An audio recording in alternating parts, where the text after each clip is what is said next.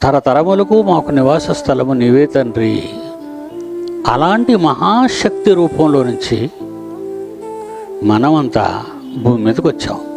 అందుకే దేవుడు చేసిన బొమ్మ ఈ దేహాన్ని చేశాడు. ఆ చేసిన బొమ్మలో నిన్ను భద్రపరిచాడు.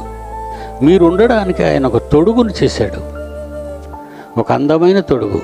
ఆ తొడుగు దేవుని ఇష్టాన్ని నెరవేర్చే అవయవ నిర్మాణం చేశాడు. ఆ తొడుగు, ఈ డిజైన్, తలకాయ, మెడకాయ, చేతులు, మరి గుండె, ఉదరం, తొడలు, మోకాళ్ళు, కాళ్ళు, పాదాలు, పైనుంచి కింద వరకు చూస్తే ఇవన్నీ దేవుని పని కలిగి ఉండాలి.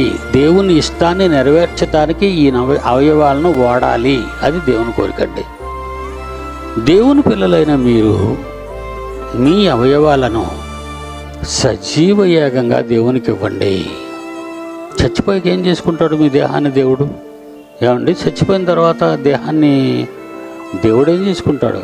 అలానే దెయ్యం ఏమైనా చేసుకుంటుందా? అది ఏమి చేసుకోదు. నువ్వు బ్రతుకున్నప్పుడే కదా నేను పాడు చేయాలి. నువ్వు చచ్చిపోతే దానికి అవసరం లేదు, దేవుడికి అవసరం.